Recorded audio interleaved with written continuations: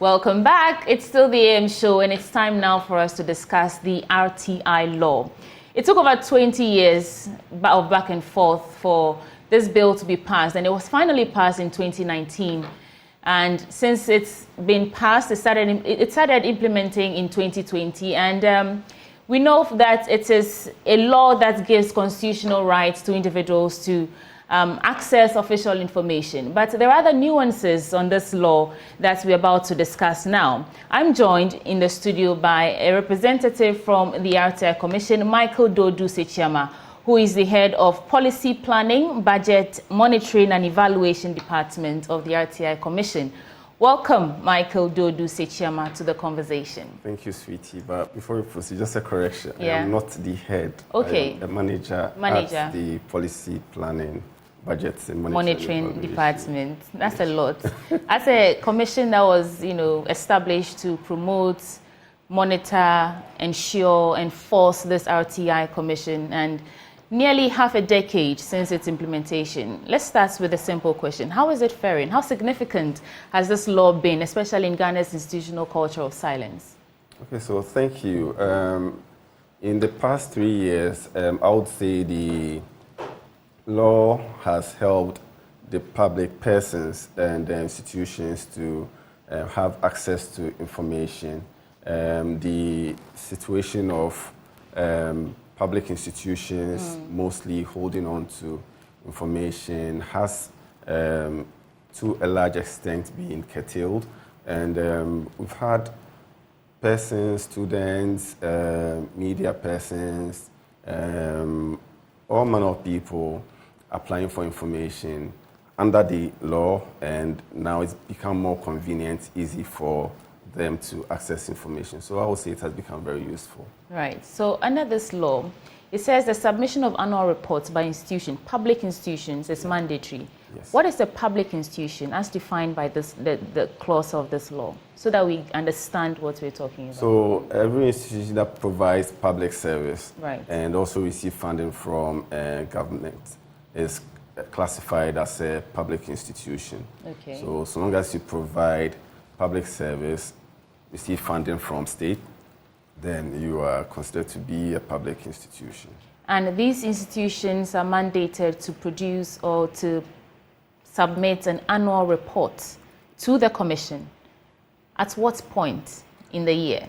Or when is the deadline for the submission of these reports? So the Act says that 60 days after 31st of December, all public institutions are supposed to prepare their reports and submit to the Right to Information Commission. Okay. Yes.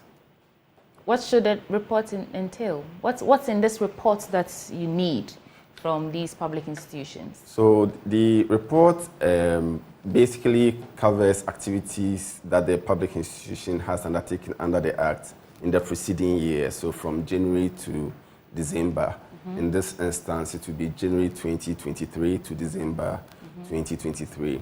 And it must include all applications that the public institution has received, requests that it has granted or approved, okay, declined or, sorry, so the institution's report must include the number of applications that they've received by private individuals and organizations, from applicants, yes, and the ones they've granted, yes, and what's the ones they have deferred or referred or declined, and they must state the reasons for which information was declined or refused. Has this been the case? So yes, it has been. In 2020, we've received about 50 applications, reports actually, and 2021 increased to 189, and then in 2022 to 382. So we are seeing improvements in the submission of annual reports by public institutions. It's the reason why our being here today is very important to us, that we continue to or sustain the awareness that we have to create for public institutions to understand the importance. It's actually mandatory. So all public institutions are required by the Act to submit their annual reports to the Commission. How do you monitor this? How do you ensure that all public institutions are actually submitting this mandated reports that they're supposed to be giving you? So first off, what we've done over the period is to publish, cause to be published in the print media, announcing to public institutions to submit their report within the stipulated time. Right. We've also gone ahead to follow up with phone calls to remind public institutions. And this platform is also providing another avenue for us to reach out to all public institutions to remind them of their duty under the law to submit their annual reports. So, and these are the ways by which we try to ensure that public institutions are complying with the law to submit annual reports. And if they don't, what are the repercussions? And then how should they, how's the submission process? So you can either submit hard copies to the premises of the commission at Jolu, or you can send via email through a dedicated email address, reports@rtic.gov.gh, and copy the official email address of the commission, which is rticommission@rtic.gov.gh. Or you can send it by mail through our postal address, PO Box YK Kanda. For those who want to submit hard copies, let me check the correct address for you. The digital address is GA1561702, or they can come to number 4 First Osubadu Link, Jolu. That is those who want to submit the reports in person. And then the email, again, is? The email is reports@rtic.gov.gh, and copy our official email address, which is rticommission@rtic.gov.gh. What do you do with these reports? So how significant is it? What's the use? We compile all the reports that the public institutions submit to the commission, and we submit them to Parliament. Oh. So the law asks us to submit all the compiled reports to Parliament at the end of June. Okay, so when an institution, a public institution, refuses or fails to submit this mandatory report, are there any repercussions? Our interest mainly is to sustain the awareness and ensure that all public institutions comply with this law. So through our monitoring activities, if we realize that public institutions are not complying with these laws, we try to undertake sensitization and training for them to understand the need, after which and give them time to generate the resources to be able to, undertake this very important process. After which the commission can then go ahead and apply administrative penalties. Okay, so tell me more about that administrative penalty. How much are we talking about? And it is determined by the governing board. So right. There isn't a specific amount. So depending on the situation, all situations may not be the same.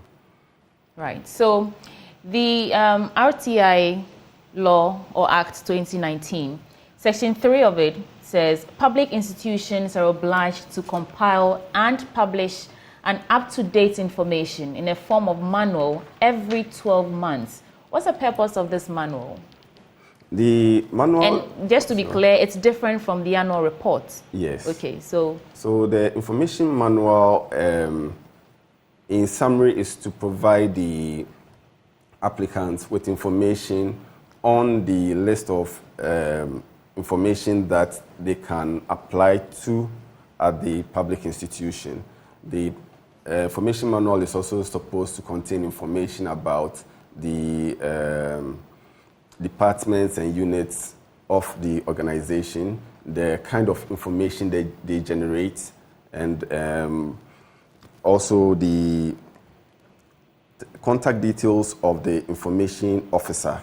So they must have the name of the information officer, the phone number, the email of the information officer, to make it easy for them to make it easy for applicants to submit applications to the information officer.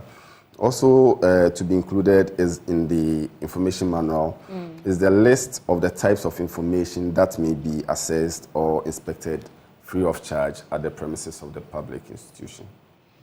Again, these public institutions are supposed to have a separate bank account for RTI-related matters. Yes. So what monies will be in this account, and what will they be used for?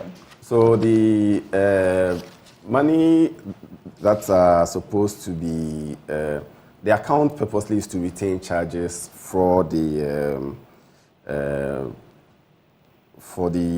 what activities or requests? For functions that the public institution will perform under the RTI Act. So it's just some resources that they can get, for the public institution can get to undertake RTI-related activities. Let's make it practical so we can paint a clearer picture. Assuming I run a public institution, exactly what constitutes that account, that financial account for RTI-related matters? So the account is to retain charges for the cost of reproduction of information. That means that receiving requests for information and everything that goes into providing that information. Exactly. Does it come at a cost? If someone comes to us, request for information from you, I didn't know that information is free, but the nature of the reproduction of the information, that may accrue some cost. So if you, for instance, request for information and the information must be put on a pen drive. Yeah. The pen drive costs money. So the public institution may charge for the pen drive, but not for the information. Okay. Yes. And you need this information to... What do you need this information for? The cost of producing or providing the information that is requested? Because I think it's not that significant. So correct me if I'm wrong. A cost of pen drive, printing a piece of paper, how important are these that you need, as a commission, need to be provided with these pieces of information? So it's for the purpose of, monitoring the effectiveness of our operations. For instance, the implementation of the law. We need to compile data on how public institutions are complying with the law. So all of these things, the monies that are collected are not transferred to the commission. They are for the operations in the public institutions, and not to be transferred to the RTI Commission. Okay, so is that why you need these public institutions to keep separate accounts from the other running accounts or operational? Yes, because the monies that are retained by the public institutions are supposed to be used to defray expenses incurred by the public institutions in the performance of their functions under the RTI law. So they must not be mixed up with other funds that they may receive from other operations of the public institution. Right. Any final words before we wrap this up? Just to reach out to all public institutions and ask them to comply with the law. We expect that after 60 days, all annual reports should be submitted to the RTI Commission. Right. Thank you, Michael Duodo-Sakyiama, who's the manager of the Policy, Planning, Budget, Monitoring and Evaluation Department of the RTI Commission. The commission established to promote, enforce and implement the RTI law. Stay with us. We have more next. We're going to talk about the SONA. Benjamin Akakpo will be up next, bringing you everything that encapsulates the SONA. We'll be back shortly.